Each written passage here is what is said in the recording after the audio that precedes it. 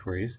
And so we think that we can do a better job with neuroimaging defined kind of markers. And some important preliminary work's already been done in this area, saying just let's take a structural scan of a brain, move a target relative to the person's anatomy and try stimulating there. And lo and behold, it looks like you treat depression better. But I think we could capitalize on some of that early work and do even more kind of nuanced approaches to figure out where to stimulate and for whom.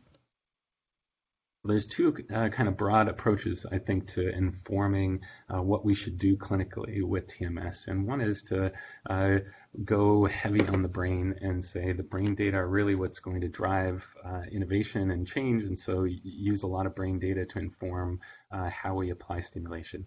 Another thing to do, which can move faster and is less expensive, is to do minimal brain imaging, leverage behavioral results, and then try to figure out what happened in the brain to just explain better your effectiveness in moving behavior. So I think both are very worthwhile ways of developing new treatments. But what I spend most of my time doing is going from the brain data and hoping that we're working towards clinically actionable sorts of data points. And I hope to convince you of that. So some of the initial work linking brain imaging to TMS is some of the studies saying, okay, well, we know where we stimulated, and we also know clinical outcomes. So if you link those two together, you can figure out that maybe there's certain spots that do better than others if you kind of functionally map individual brains. And in this case, looking at depression, saying that, all right, well, if we hit a group average from a template, it might work for some people, and that might fit really well with their individual brain data. But there are other people that it actually might have the opposite sort of sign or direction of what you think you want to target for brain stimulation. So that's just suggesting that it might actually be really important to take individual functional maps to decide where to stimulate. We can do this pretty effectively with neuronavigation. So you collect a brain image, you have a camera, you mark fiducial points to line up the scalp with the image you recorded, and then you put in any kind of map you want, whether it's based on diffusion imaging, a brain atlas, task fMRI, resting fMRI, whatever you want, you can kind of bring up on the screen while you're sitting there with the patient and try to localize a specific target that you want to stimulate. So that frees us up to do a lot of interesting outcomes kind of research. Another thing that I spend a lot of my time doing is trying to do TMS inside the scanner while we're doing fMRI recordings. And one of the frustrating things about fMRI for some people is that the bold response, the kind of maximal signal that you get out of a brain area is pretty slow relative to events that happen, like if you show a flashing checkerboard or have anything else that happens in an fMRI task. So it's relatively slow. But that gives us this really nice opportunity to stimulate the brain and then quickly turn on the scanner to record an image and capture exactly what happened in the brain in response to individual TMS pulses. And so when you do that, you have this opportunity to kind of decide where you want to stimulate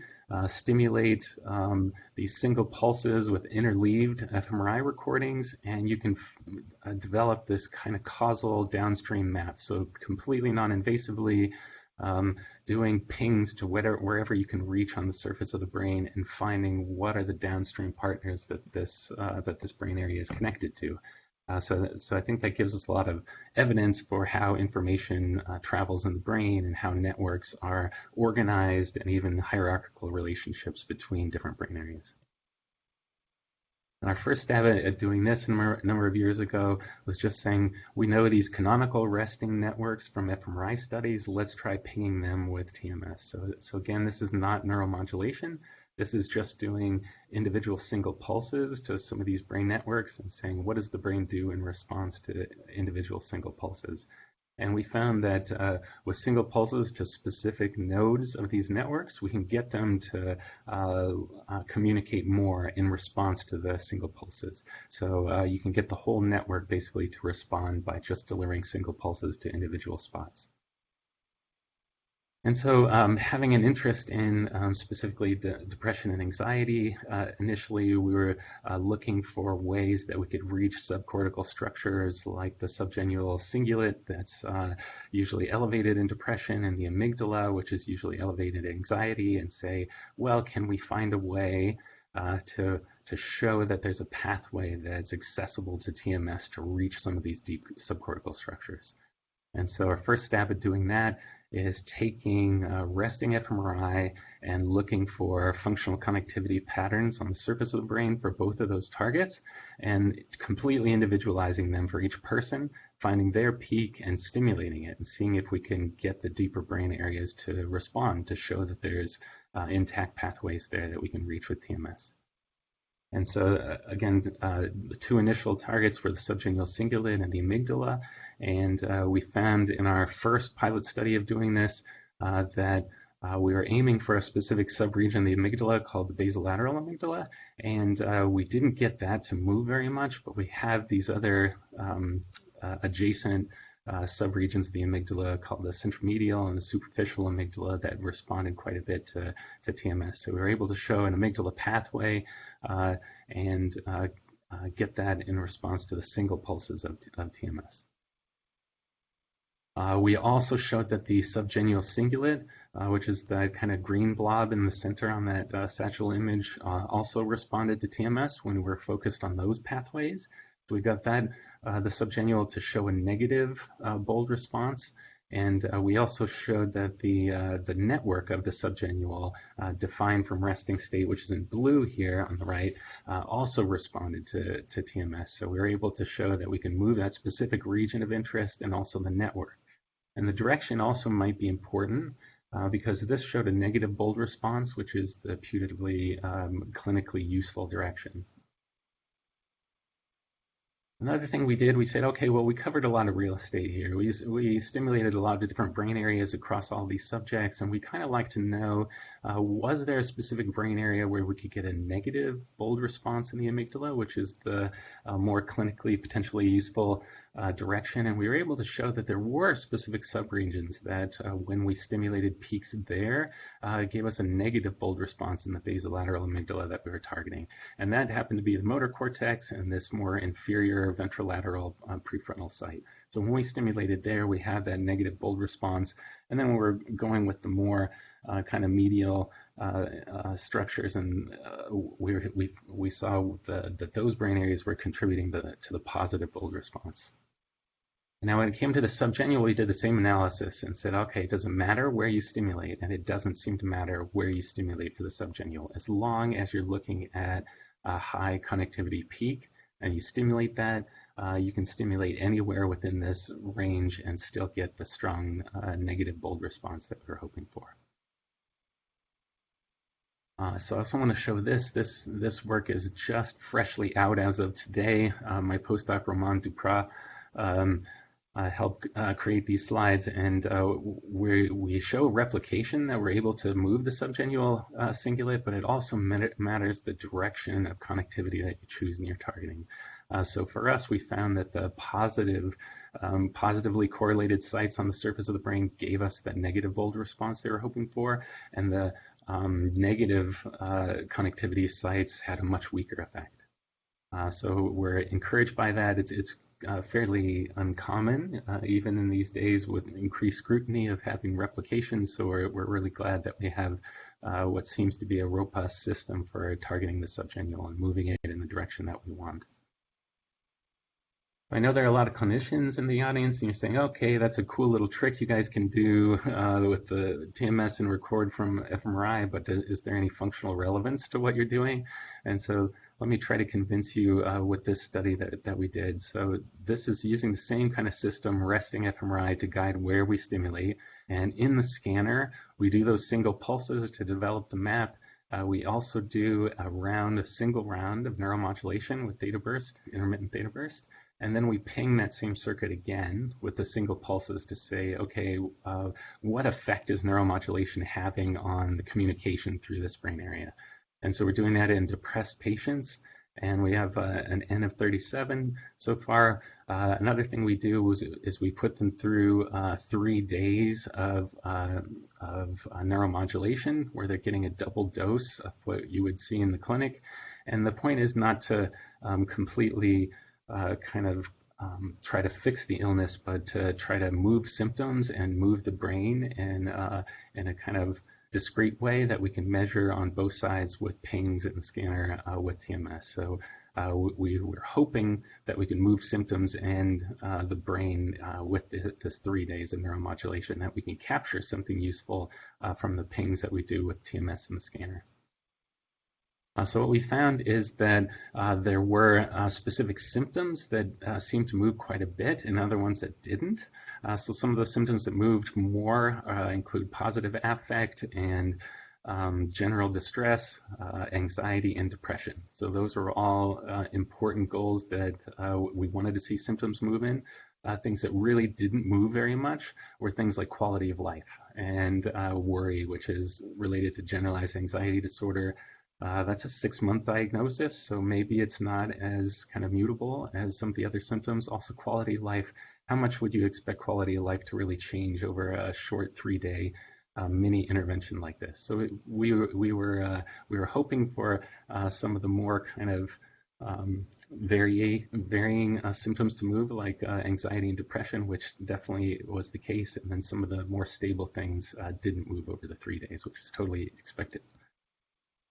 Another thing we found is that the specific ping that we did after the single round of neuromodulation in the scanner actually ended up being our most informative piece of data. And I'll show you how that worked.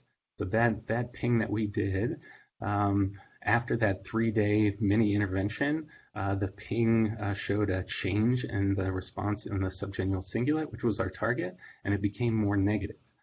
So that was the direction we were hoping for, that the PFC site that we stimulate is driving that subgenual down more in response to our neuromodulation sessions. So we were very encouraged by that. And we know that the symptoms changed, right? So linking those two together, we found that ping that we did initially before the mini intervention predicted the strength of the negative bold response in the subgenual, predicted how well people did symptom-wise with improving in depression. So we were happy to see that. Another relationship we found is that the degree to which that negative bold response changed with the intervention was correlated with the degree of brain response. So linking that circuit really causally and tightly to the intervention that we planned and the outcome that we measured both in the symptoms and in the brain data.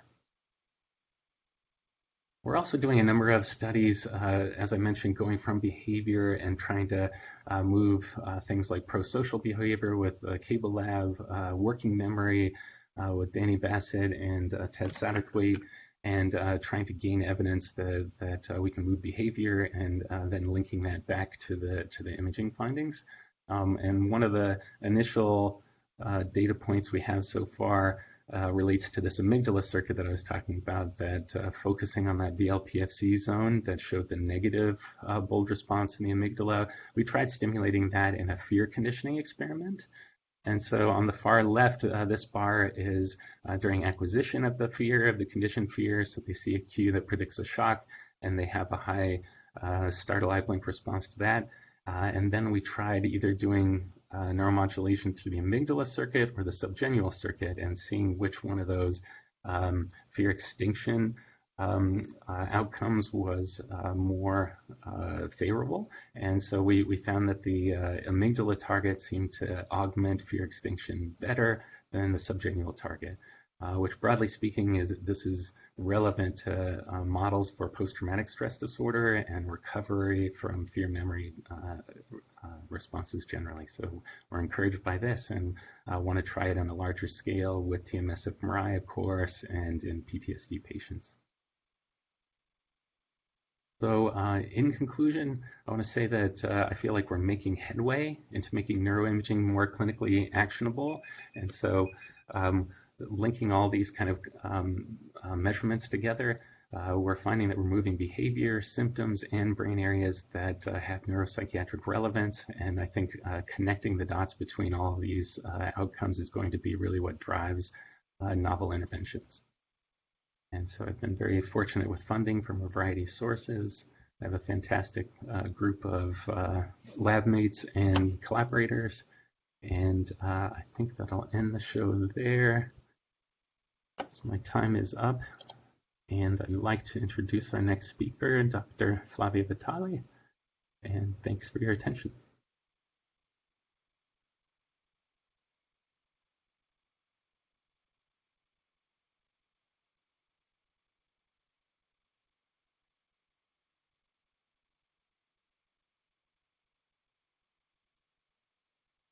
Hello? Hello. Hi. Hi, Flavia. Hello. All right, looks great.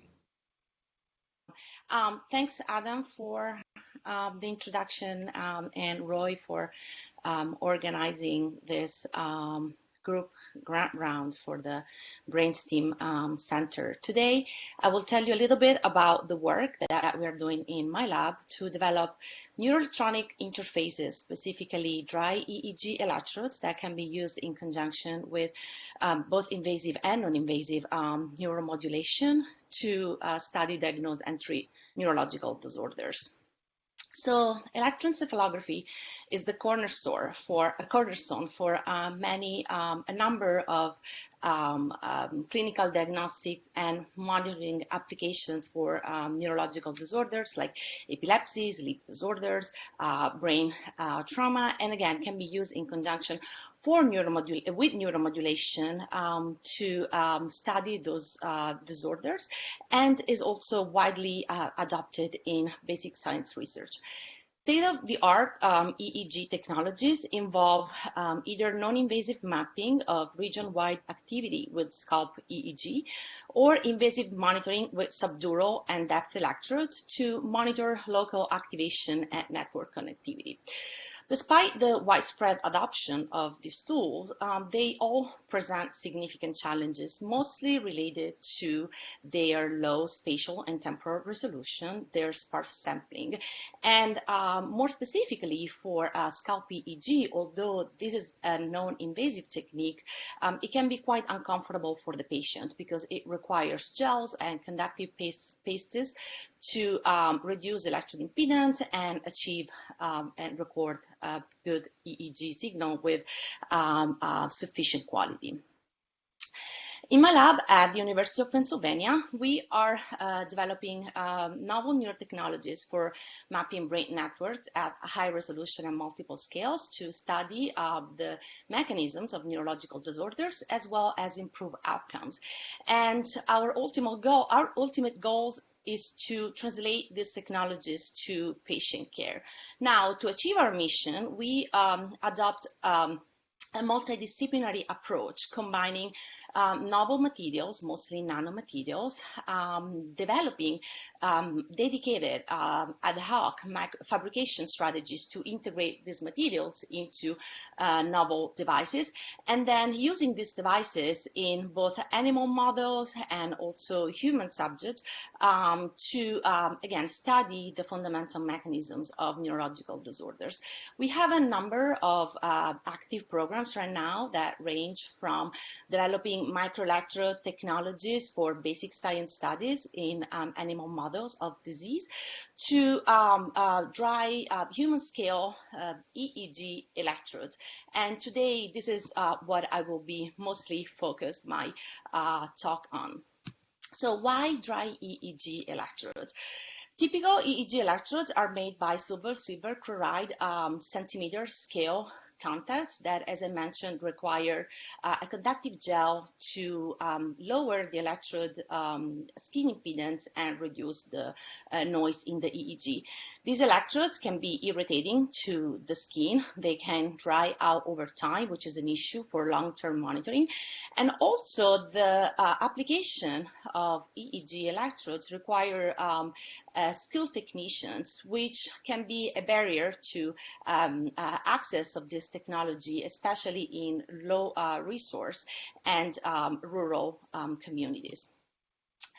Dry EEG electrodes are then a promising alternative to address some of the issues of gelled EEG electrodes. However, to achieve sufficiently low interface impedance with dry electrodes, they either have to be made large.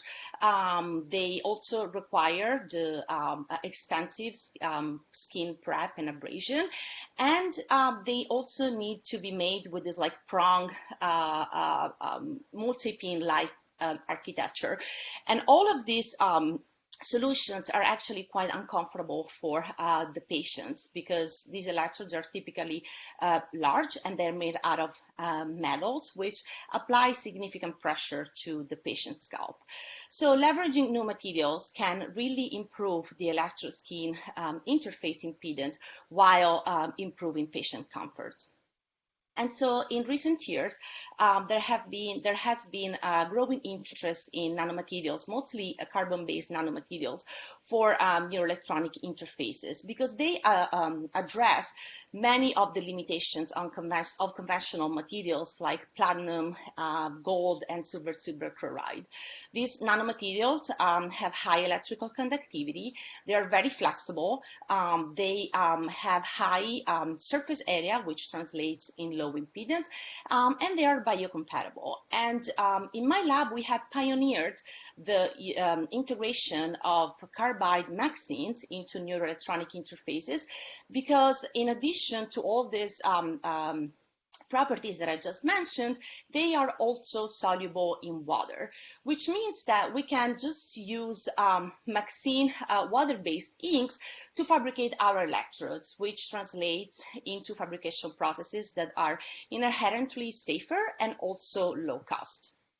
So to make our devices, we have developed a custom fabrication process that we can conduct in our lab without any dedicated and expensive tool. I will not go through all the steps of the process, but basically the main takeaways is that we pattern the electrode contacts on absorbent substrate using CO2 laser, and then we ink these contacts with the water-based MXene solution. Then we apply an encapsulation, like a silicon encapsulation, like many other electrodes.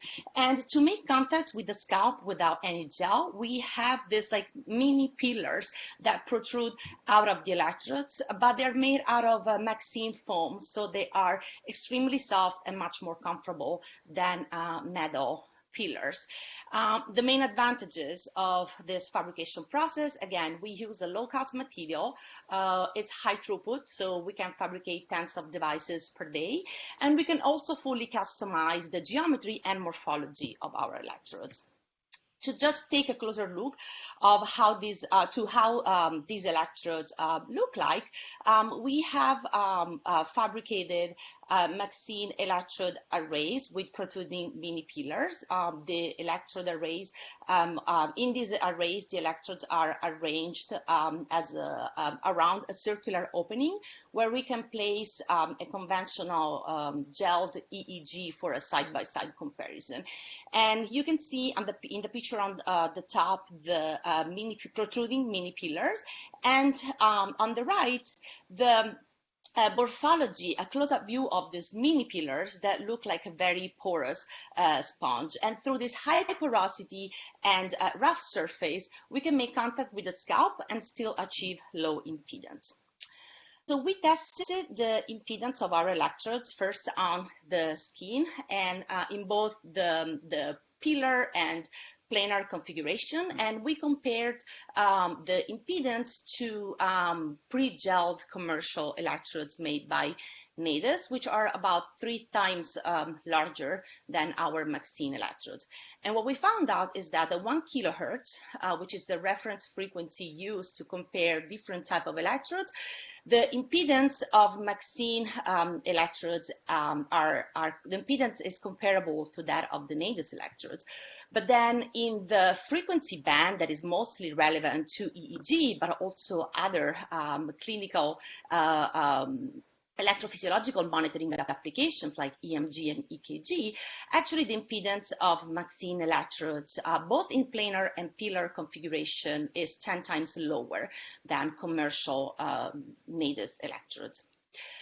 To validate the feasibility of recording EEG with our electrode array, we worked in collaboration with Dr. John Medaglia and his group to acquire EEG at rest in the parietal region, both in the eyes open and in the eyes closed condition.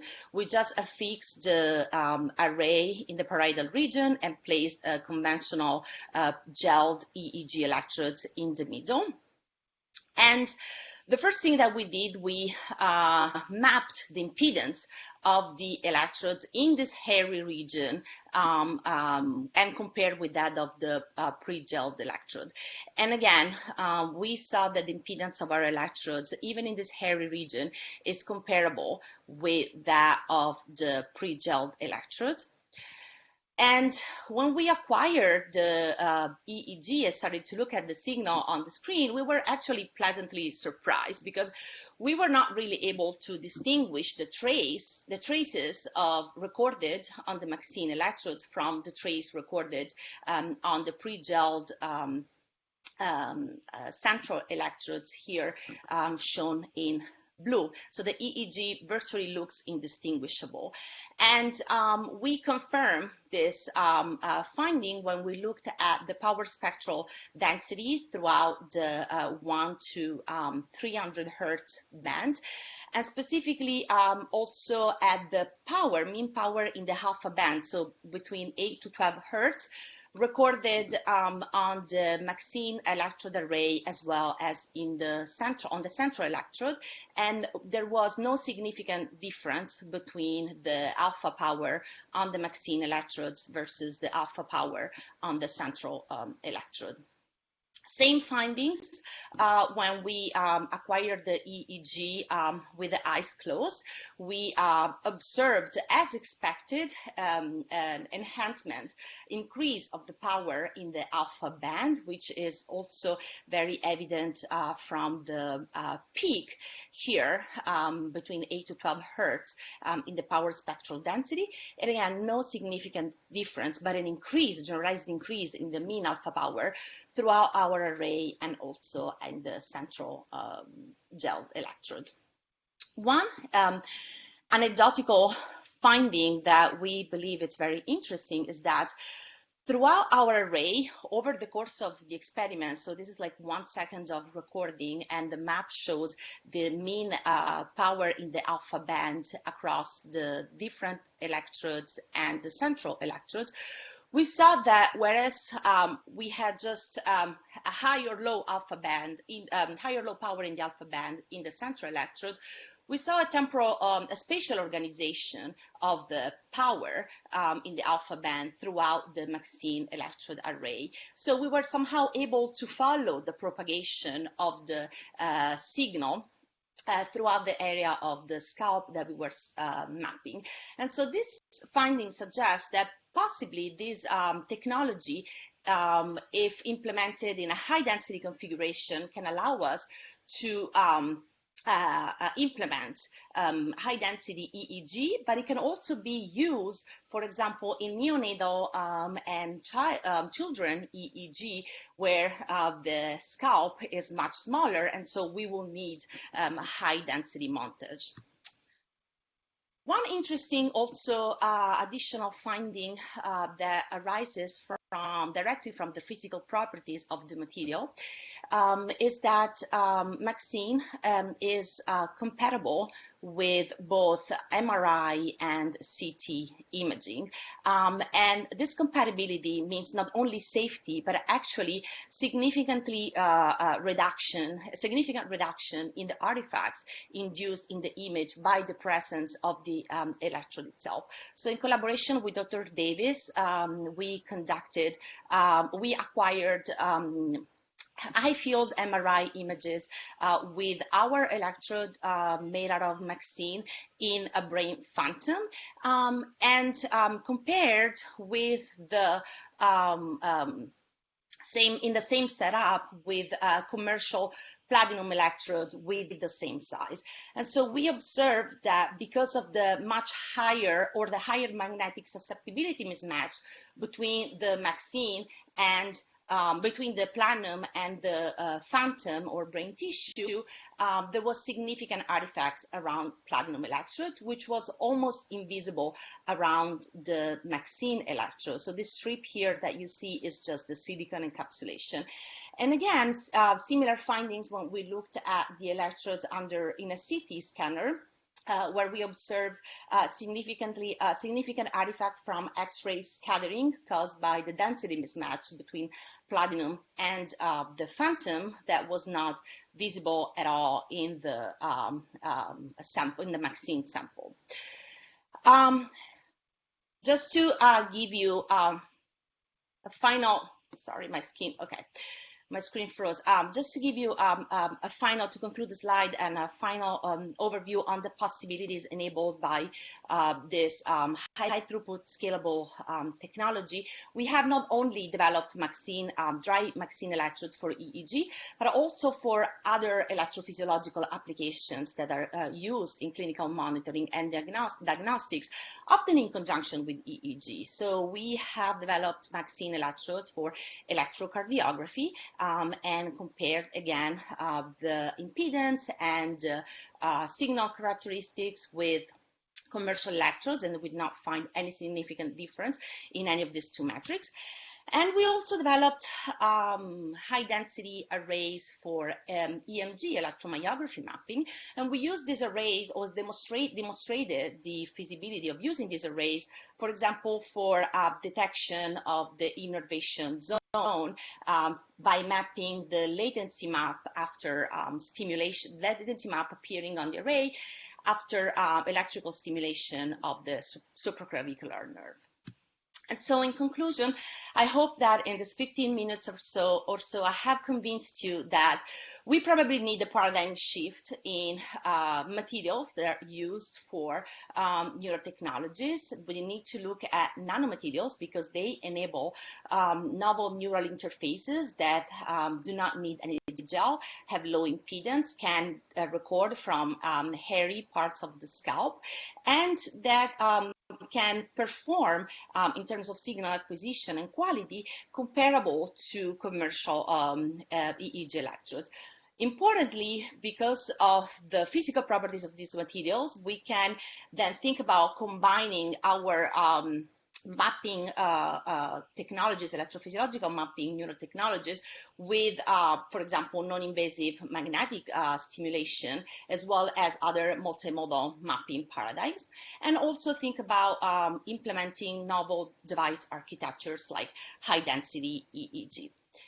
And with that, I conclude my talk. I would like to thank Nikki Driscoll and Brandon Murphy, who are like my rockstar students, who really, especially Nikki, did a lot of work to make this technology possible, to invent this technology and make it possible. My collaborators, Dr. Kate Davis and the director of the Center for Neuroengineering and Therapeutics, Dr. Brian Leet, Dr. John Medaglia at Drexel, our funding sources. And with that, I will release the screen and leave the floor to my colleague, Dr. Medaglia. Thank you.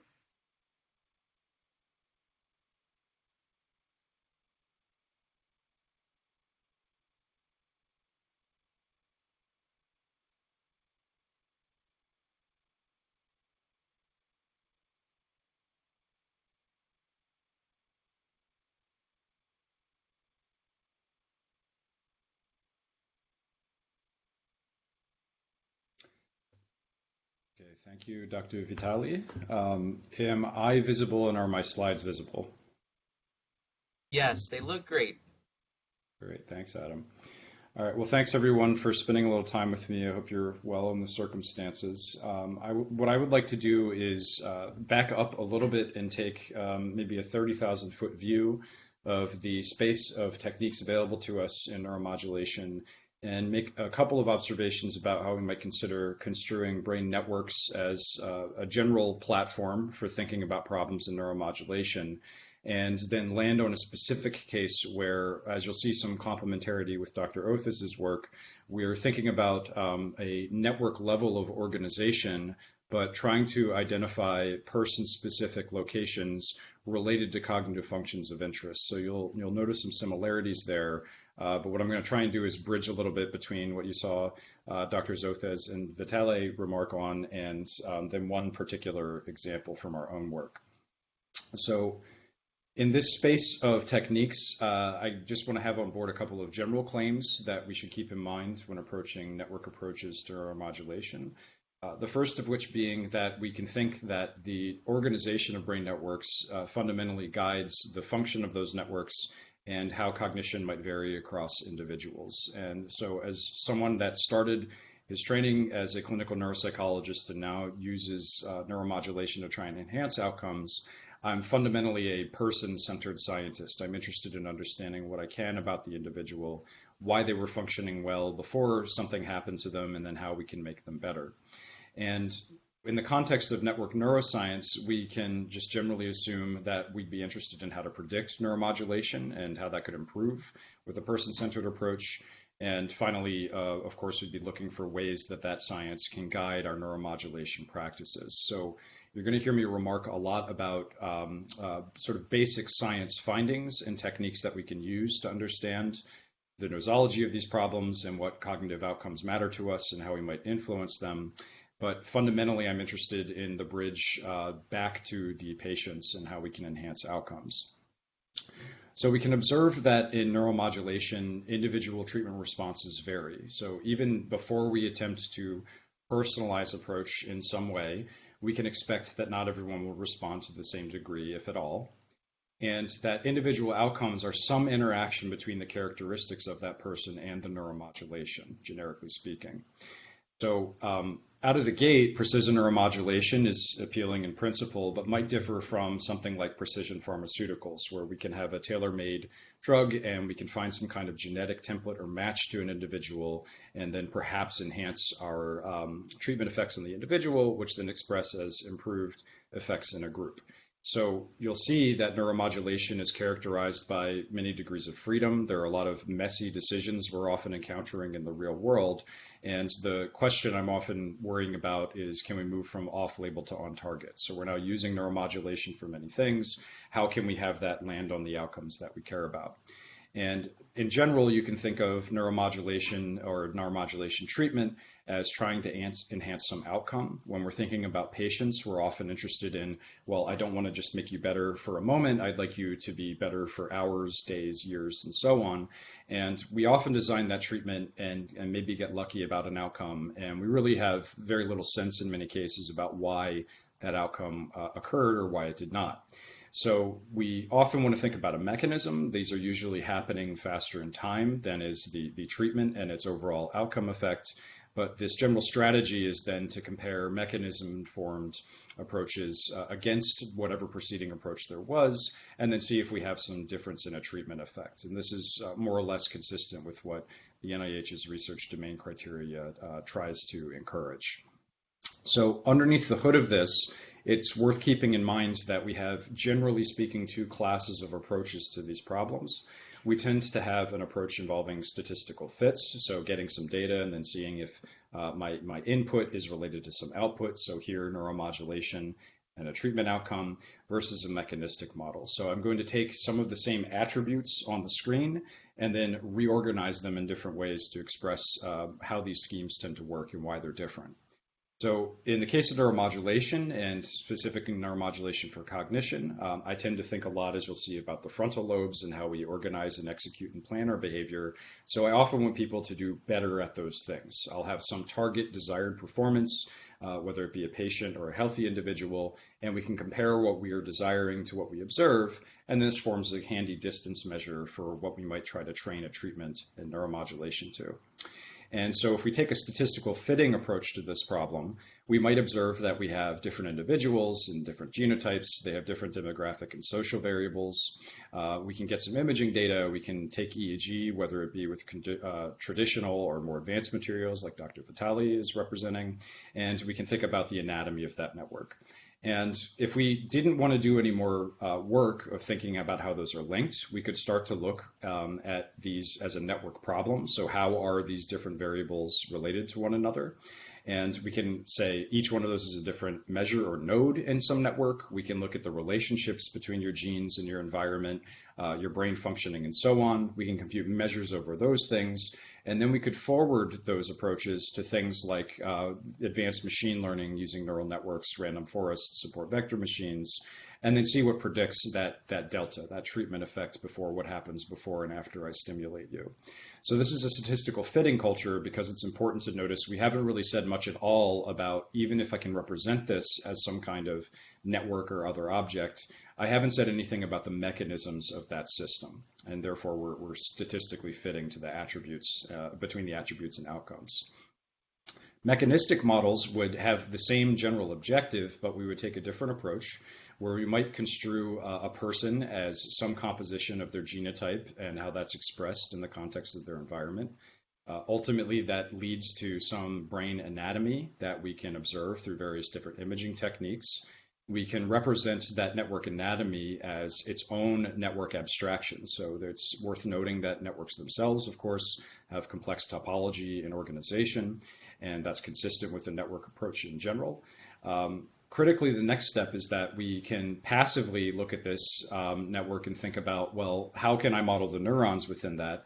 But asking whether or not our models of neurons represent anything cognitive we're interested in is altogether typically a different exercise. So we still need, in other words, good cognitive neuroscience to understand correspondence between neural models and cognitive models when we're pursuing a mechanism-derived approach to network science in this domain. And when we're doing this, we can then observe that panel E here expressing, we could observe the oscillations due to that cognitive paradigm. We can look at ARPs. We can use fMRI, and what we might want to do is take that before stimulation performance, have some prediction about how the stimulation interacts with the model to then predict what happens in the response times. And so one way that we've, in our group with collaborators here within Penn, is think about, well, what would a ground-up approach to this N of 1 problem look like? It might look something like the following, where we have a fingerprint of that anatomical connectome. We abstract away some of the detail to define a network model.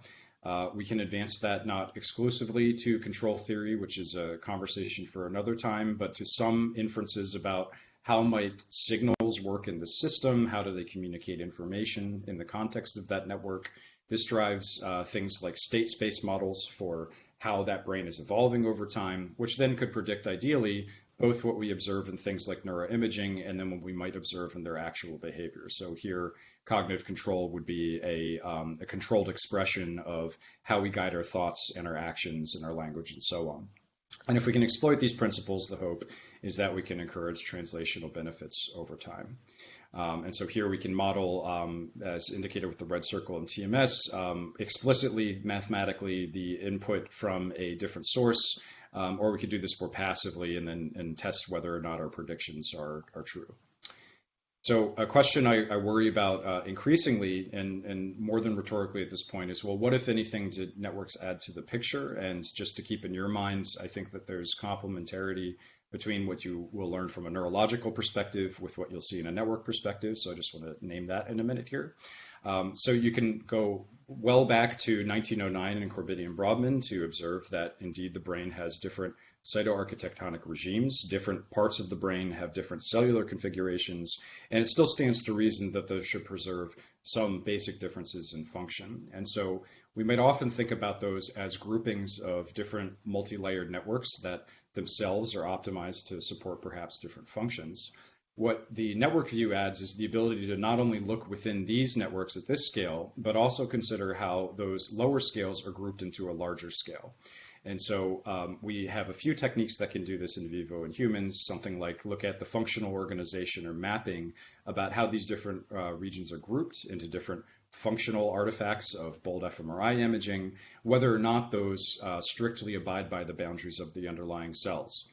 And so one of the theoretical claims about this is that you might be co-opting different local processing units, here represented in the low level in Brodmann's scheme, into higher level processing units that are collections of those schemes. Now, often not mentioned when people are analyzing fMRI data, but increasingly so, is, well, there's some anatomical organization underneath of that function that might in fact guide that organization of function to produce things like cognition. And the open questions typically concern, well, how does all this come together and result in some treatment effect or differences in cognition? And we can do things like pair that with different cognitive paradigms, which I'll mention in a moment, to help us identify specific measures related to the outcomes we care about. So we need to observe just a couple of things to understand our stimulation approach at the end here, which are that these networks are now fairly convincingly organized into systems with the claim that there's a major hub network within our brain.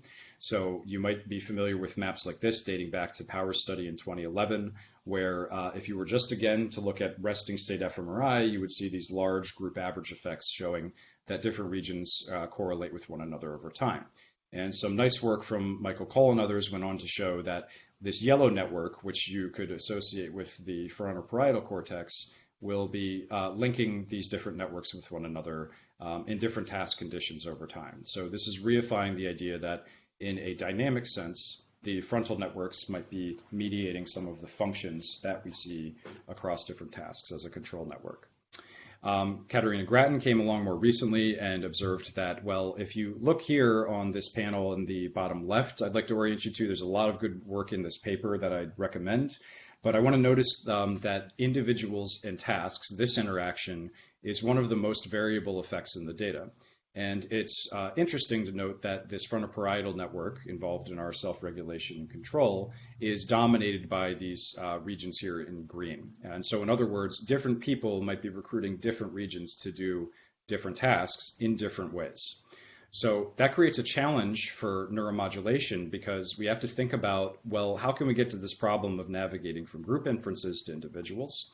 And using techniques innovated by collaborators elsewhere, we can show that, well, if you kind of color mapped this out based on different networks in the brain on the left in the group, you might find some average map.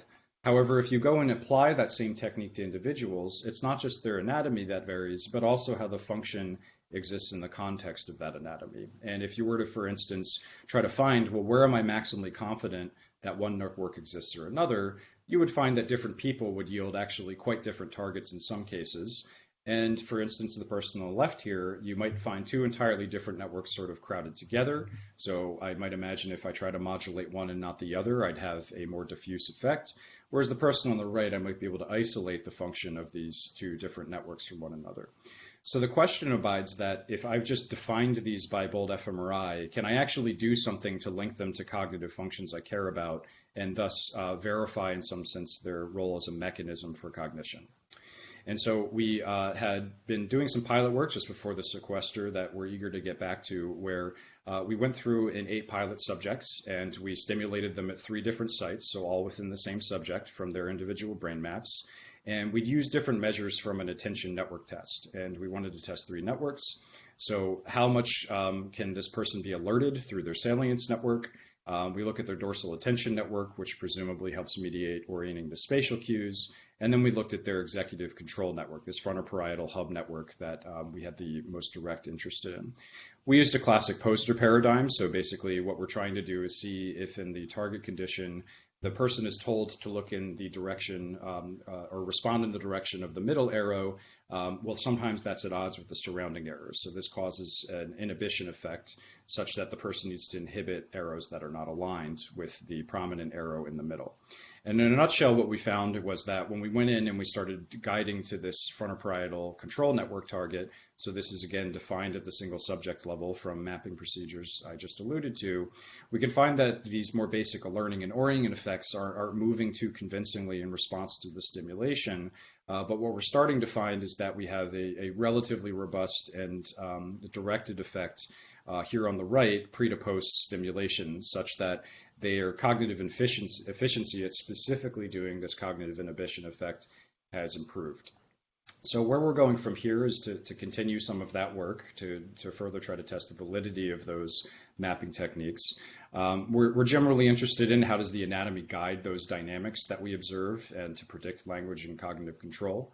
We're interested in whether or not these simple and reliable measures of how these targets might predict how that target interacts with other networks to guide cognition and outcomes. And finally, and I think principally for clinical work, well, once we find these hubs, and this is where most of our future work is headed, can we assign subjects based on the role of that target with respect to that mechanism to predict outcomes? So thank you again to the invitation to speak with you today and to the many folks that are contributing to this work here at Penn and at Drexel. Thank you again to all of our speakers today. What a wonderful opportunity to hear from the brainsTIM group. For Dr. Oathes, Vitale, Medaglia, and Dr. Hamilton, of course. We have time for some questions, starting with Dr. Vitale. There's a question about, from Dr. Oathes, how durable are the Maxine electrodes versus traditional metal ones made for washing, repeat use, or are they meant to be disposable? Yeah, so actually these electrodes that we have developed are mostly meant to be disposable. They are low cost, and so there's, with also the recent concerns from COVID-19, there's, preference towards disposable electrodes over the reusable ones.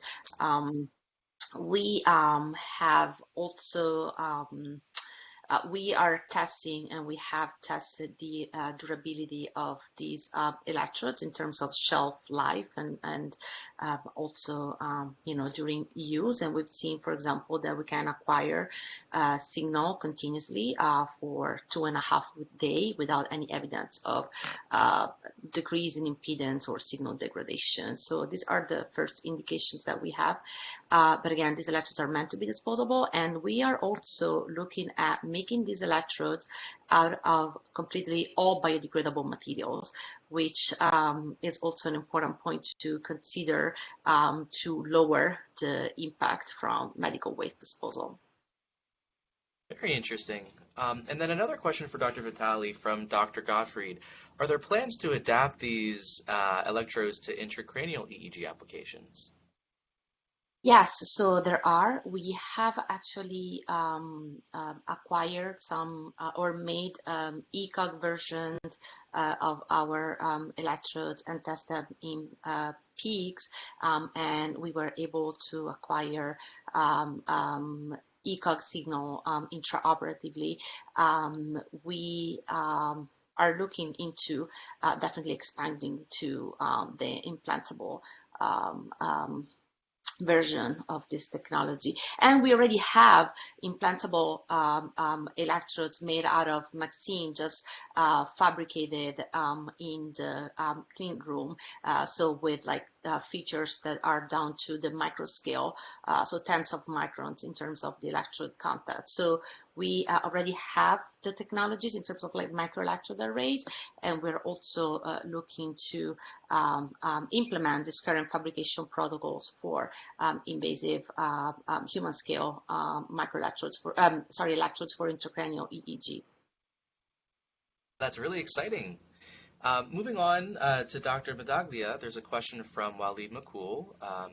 They comment that it looks like it's not about anatomy, but maybe all about functional connectivity. Why are clinicians perhaps not adopting this way to mark their targets to treat patients with TMS, and what will be the turning point for clinical applications for this? That's a great question. I actually struggled with giving an almost entirely different talk focused exclusively on our anatomy-guided stimulation work, which is a little bit more focused on cognitive control and language function. And I guess the first thing I'd say is that, as a system, I think we have a long way to go in terms of understanding how brain network anatomy, either within single regions or connections among regions, guides functional activity, cognition, and outcomes. So in general, I think that that's a very ripe open area of research, and we don't have a lot of mechanism-focused work on reconciling what's relevant when and how. However, there's a reason I shared what I showed you just now, where I think that if you're tracking this functionally guided literature, we're at a place where you can use what people call resting state networks or intrinsic network analysis to identify them. And because we now have much more robust mapping techniques to find relatively stable objects within individuals, I think it's just a matter of time catching up to test the validity of those approaches. So you'll notice that I really think these are complementary. I think in the one case with Dr. Oathes' work, he's got a very specific prediction about what that might be linked to down in the subcortical complex to guide the frontal stimulation, whereas some of the techniques I talked about were, well, if I care about self or cognitive control, I might have a good reason for going after certain frontoparietal control networks in those cases. So I really think this is just kind of a weight of inertia, and there are some open questions, but the thing I'd encourage to everybody is, the techniques are there now, and so it's possible to test those and then even pit anatomical or functional approaches against one another. Also very interesting. And maybe for our final question for today from Dr. Diaz-Arrastia, I pose it to Dr. Medaglia, but as well as all of our speakers on the panel. How much is known about longer-term effects of TMS on synaptogenesis, neurogenesis, angiogenesis? I can punt this back to Dr. Oathes or even Dr. Hamilton. I guess I would say not nearly enough, and even more not nearly enough in humans. A lot of investigators using TMS really, I think, base a lot of our assumptions on a relatively small set of non-human studies showing the relationship between certain stimulation sequences and long-term potentiation or depression-like effects. And then there's a small literature about how in non-human models, certainly these effects can modulate synaptogenesis and neurogenesis, but I'm less familiar with how deep that literature goes. And so I'm aware too that Dr. Oathes has been doing some more invasive work in collaboration with colleagues at Penn, so maybe I'll hand the mic over to him. I'd say there's a lot of missing links. Like you can, in a human, like pharmacologically influence NMDA receptor activity and show a change in how much neuromodulation can influence the motor evoked response. So that's been done a bit, but always in small samples. And then, like John was saying, the preclinical data are pretty solid that you can capture an online response, and longer term things like axonal outgrowths and synaptogenesis in response to trains of RTMS. So in the preclinical data, that's definitely been shown. But really linking what kinds of changes in what brain areas are responsible for clinical outcomes, I think there's still plenty of missing links. All right, well, thank you all very, very much again. It was wonderful to hear from each of you and to hear from the great research and collaboration that's going on in multiple departments here at Penn and beyond in the Philadelphia community. So thanks again. If anybody has any other questions, feel free to reach out at a later time. We thank you again, and this will conclude our grand rounds for today. Thanks, everyone. Appreciate it. Thank you.